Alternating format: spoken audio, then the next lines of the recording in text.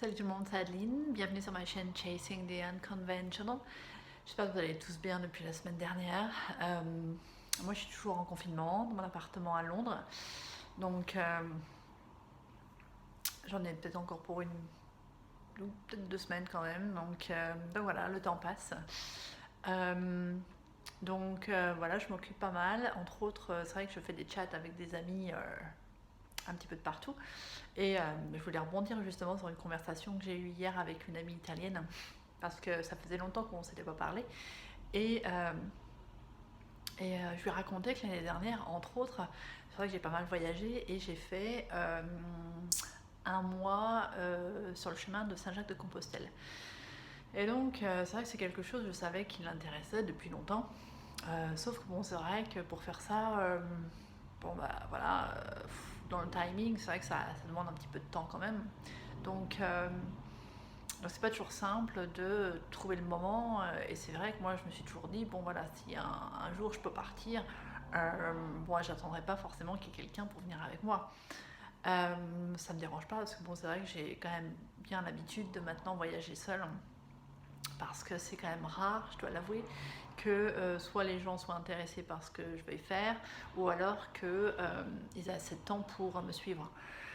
Donc voilà, pour moi c'est pas un problème, mais bon, donc j'en parlais avec ma copine, qui elle commençait à flipper, parce que c'est vrai qu'elle se disait mais t'es partie seule, et elle me fait mais écoute, voilà quoi, s'il se passait quelque chose à cette période-là, en octobre en plus, il n'y a pas grand monde sur les routes, le temps, bon, bof bof. Donc elle commençait à se faire un flip pour moi en fait. Et donc ça me fait sourire, parce que il y a beaucoup de personnes comme ça qui se disent, en fait, parce que ils s'en sentent incapables, ils pensent pas que voilà, les autres peuvent forcément le faire, ou qu'il y a vraiment un gros risque. Et les gens se font vraiment un film monumental très souvent, pour des choses qui n'en valent pas la peine. Et en fait, c'est de ça dont je voulais parler, parce que c'est vrai que on pourrait très facilement se mettre voilà, des bâtons dans les roues, voir les plus grands obstacles possibles. C'est vrai que là-dessus, tout le monde, je veux dire, est un peu atteint du manque de confiance, peur d'être rejeté des autres, peur qu'il nous arrive quelque chose. C'est vrai que, bien sûr que bon, voilà, il y a toujours un risque. Et je le néglige pas, j'en suis consciente évidemment qu'il pourrait y avoir quelque chose. Ceci dit, c'est vrai que si on vit dans cette mentalité-là, bon ben voilà, on se prive de vivre de belles expériences finalement, parce que on pense qu'on va pas pouvoir gérer, alors qu'en fait, au moins, il faudrait pouvoir commencer et tester, ok, voir où ça nous mène. Et ça fonctionne comme ça pour tout ce qui se passe dans la vie. C'est vrai qu'on pourrait rester tranquillement dans notre chambre et se dire j'adorerais faire ça, mais bon, voilà quoi, il y a ci, il y a ça, il y a machin, bidule. Et ça c'est simple, hein, je veux dire, de se faire des grosses frayeurs seul sans quitter son appartement, c'est tout à fait possible. Sauf que bon voilà, je me dis, la vie est assez courte quand même comme ça, donc si je dois attendre que quelqu'un vienne avec moi, ou alors voilà, écouter mes craintes, bon voilà, on n'arrive jamais à quoi que ce soit. Okay. Donc voilà, on avait cette conversation avec ma copine, et je lui ai dit écoute, bon voilà quoi, c'est vrai que je voyais du monde le soir principalement. Dans la journée j'étais encore en brousse, mais bon voilà, j'ai toujours mon téléphone portable avec moi, je marchais de jour, et puis voilà, je traversais des bleds, enfin on voit du monde quand même, on part seul, mais on rencontre du monde sur le chemin, ok. Et ça c'est partout pareil, encore une fois. Quand vous partez en voyage, que ce soit en vacances, ou vous partiez pour 6 mois, 1 an quelque part, ou même que vous déménagez en France, peu importe, en fait, les gens font un blocage là-dessus, je trouve. Euh, Ils se disent, bon voilà, je fais la démarche de partir seul, et donc j'ai l'impression qu'ils s'imaginent qu'ils vont rester seuls tout le temps.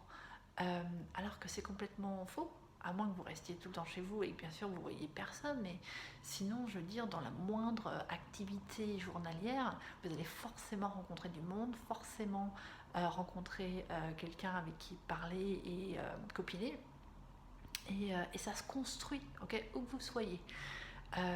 Et justement, la relation avec les autres ne sera pas la même si vous êtes seul ou si vous partez avec quelqu'un. C'est vrai que ça revient un petit peu au trip, voilà, partir à l'étranger pour, je sais pas, quelques mois ou un an.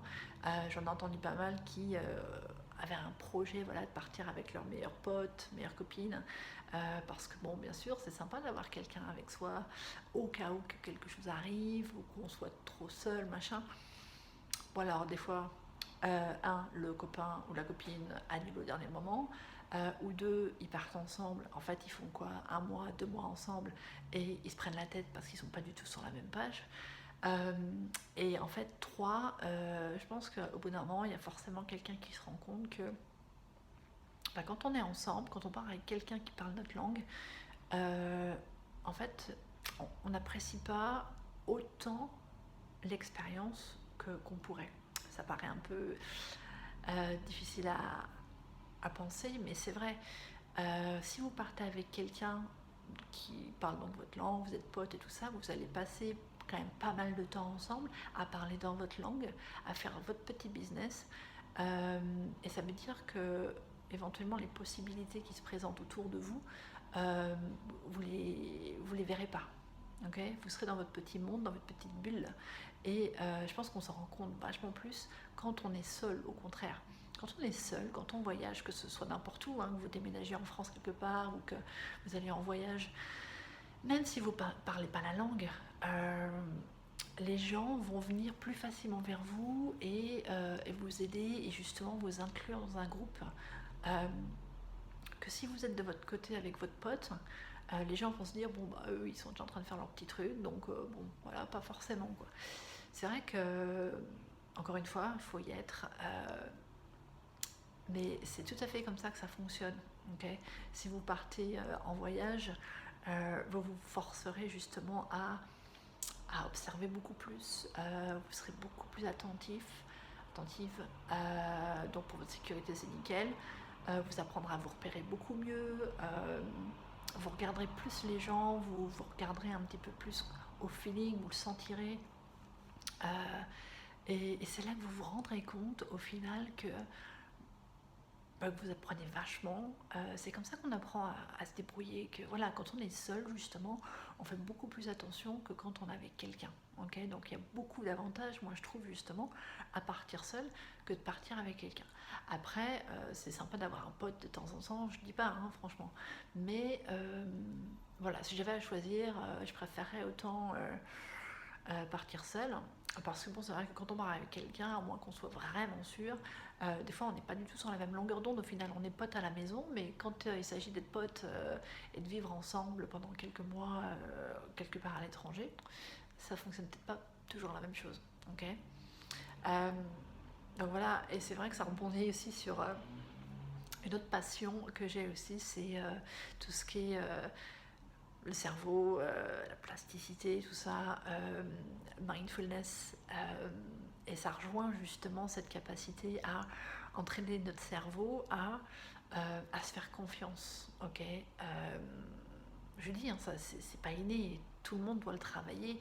Quand on est bébé, on s'en fout, c'est clair, mais après, quand on grandit, en fait, euh, voilà, je ne veux pas dire qu'on subit des choses, mais dans notre vie, c'est vrai que bon, des fois, on se fait rejeté par les gens. Il y a des expériences quand même plus ou moins agréables, je dois l'avouer, moi aussi je suis passée par là.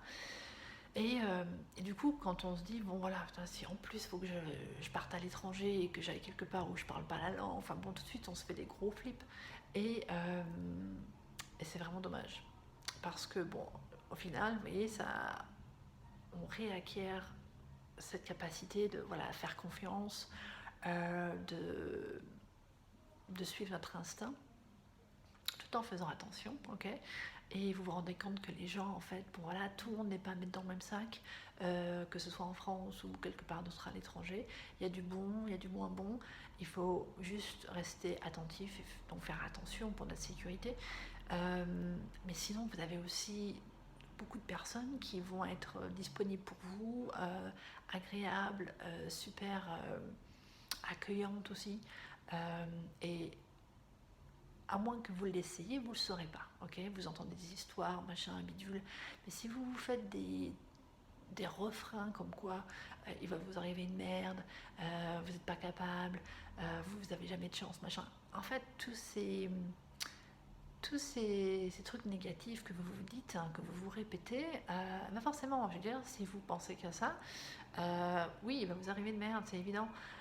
D'accord. Donc en fait, l'exercice, c'est euh, de s'entraîner psychologiquement à, euh, à être capable. C'est tout. Voilà, enfin, c'est tout. C'est vrai que c'est pas forcément facile, mais, euh, mais c'est faisable. Ok, tout le monde est passé par là, de se faire confiance, d'apprendre, et au final, vous vous rendrez compte, vous serez super satisfaite de ce challenge que vous vous êtes donné et que vous avez réussi. Ok, donc surtout si vous êtes seul ou quoi que ce soit, c'est même pas grave, c'est même super. Ok, et lancez-vous. Voilà.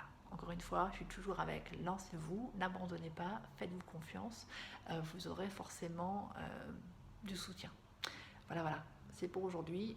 N'hésitez pas à me laisser des questions et des commentaires si vous en avez. J'aimerais beaucoup en entendre parler, justement, vous, ce qui vous arrête éventuellement pour voyager ou pour bouger. Et donc, je vous répondrai sans problème. Voilà, à plus, bonne fin de journée. À la semaine prochaine, ciao.